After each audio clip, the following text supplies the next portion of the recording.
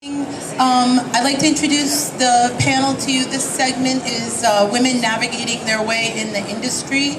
So I'm going to allow the panel members to introduce themselves. We're going to keep the forum open, so I'm not going to ask the panel individual questions. We're going to have it like a conversation. So if while we're having a discussion about a topic, if you would like to add to it, if you have questions, please just give me a nod or wave your hand and I'll bring the microphone down to you. It's helpful for everybody to use the microphone because people really can't hear you, even if you think you have a loud voice. Because I've tried. See, it doesn't work. All right, so we're going to start right here, and we'll go right down the panel, and then I'll start with the questions. My name is Marta Downing, and I run NECANN Docs. I hope we have some patients in here today. We are medical marijuana doctors. We are pod doctors. I own it. We know that it's hard for the patients who have to come in every year to verify that they have a condition that they know very well that they have. That's how it is. We've worked very hard to bridge that gap to real cannabinoid therapies. So if you are a patient, thank you. So as far as NECANN Docs this month will be going to our 4th year in Massachusetts. And until the dispensaries got open, and I think still to this day, eventually they're bigger and they're doing something a little bit different, but NECANN Docs has been, by any metric, in New England, the most successful cannabis company. The amount of patients we've helped, the amount of people we've created safe access for, the amount of net profit we have, the amount of gross profit we have, the amount of employees we have. So why am I up here tooting my own horn? Because I'm a big part of that. I did that with a great team. And if you're going to be a woman in this business, talk about your success and demand to be taken seriously about it. So, with that, I'm really grateful to have been here, and it didn't start that way. I started getting as a dispensary license award winner in Massachusetts, and then was subsequently had that disqualified. That was hard.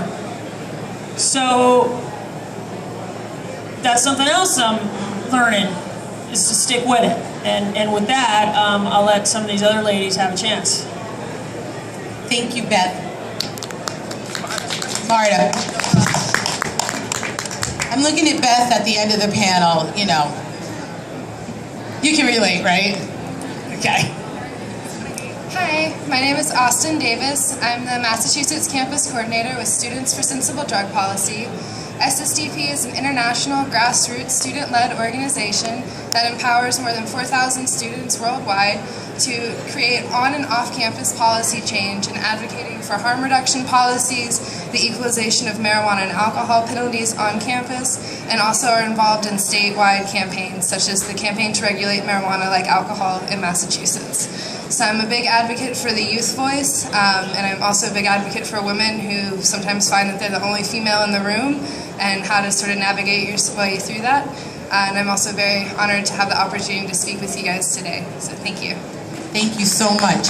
Melissa, will you all make sure you get a little closer to the mic so the audience can hear you? Sure. Hi, my name's Melissa Bouchard. I am currently the Director of Educational Services and Outreach Coordination at the Thomas Slater Compassion Center. We're in Providence, Rhode Island. We service over 7,700 patients, over 500 daily.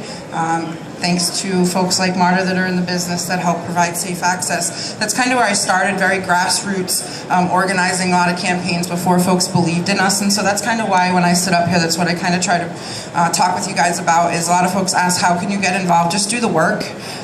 Just do it, get out there, have a dream, have a plan, and dig in. And don't be the only girl in the room.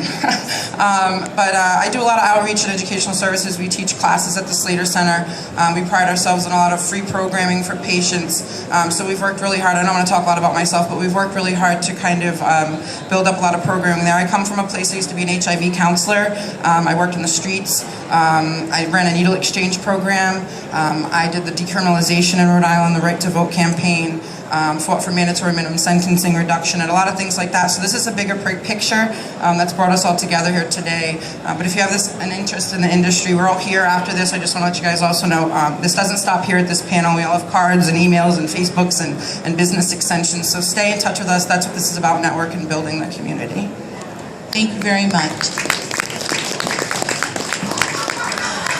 Good afternoon, everyone. My name is Kara Crabb-Burnham. I am currently the Dean of Faculty for the Northeastern Institute of Cannabis, which means I manage the faculty and create all of the, well, I shouldn't say create, but guide the curriculum for our program.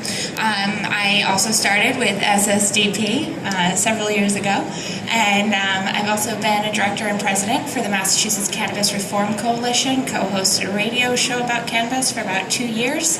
And most recently, through the school, we were able to found a new women's group called LEAF, Ladies Empowerment Action Fusion, and we are working right now on a project for hygiene bags for the homeless, working with Rosie's Place, that will be delivered at the end of May. So we are, I'll just plug this, we are accepting donations at the school.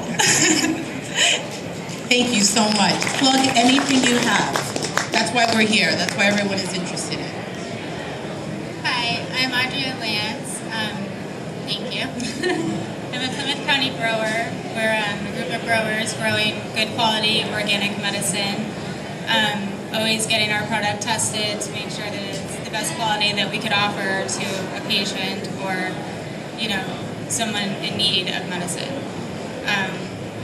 And I'm new to this industry. It's kind of, you know, hard to be out there as a woman grower because not everybody thinks that, you know, I'm part of the growing part of it, but I am, and I'm proud of it. And, you know, I encourage other women to do the same thing and to just have a dream, you know, and keep going for it and keep learning from other people, you know, learn from your bad experiences, learn from your good experiences. And I'm just here to share whatever information you guys want to know from me that I have, you know. There's other growers in our group also that, you know, do different things. We all share our information with each other. And we're also on Twitter, we're on Instagram, you know, so if you ever want to look us up as Plymouth County Growers, you know, we've been out for a couple years now, so we're also starting in Maine, you know, trying to become a caregiver because you can be a caregiver of more people. You know, you can have 5 patients rather than 1 patient here. So we're just trying to help people and also to know what we're ingesting in our own systems by growing in the way that we grow. So that's it. Thank you for having me. Thank you so much. And then Beth. Thanks, Christine, and thank you everybody for coming. I'm Beth Waterfall. I'm the chair of Women Grow Boston, and a year ago today, I gave my notice on a job that was soul-sucking. I was the director of marketing for an accounting firm, and I was also a closeted cannabis user. So in the course of a year, I have gone out and attended events and got to know people like these ladies in the industry. And I attended New England Grassroots Institute as well and developed a little bit of an understanding of the history of prohibition and just how infuriating that is and the social injustices because of it. So it just lit a fire under my ass, and by attending events and reaching out and asking for opportunities, that's how I've been able to have some success. I'm also the editor of the New England Cannabis Network's Weed blog, and we can get to that later, but I asked for that job basically, and it was just a matter of putting yourself out there and asking for it. So, you know, that's a big part of my advice. Thank you very much, Beth. Okay, so for the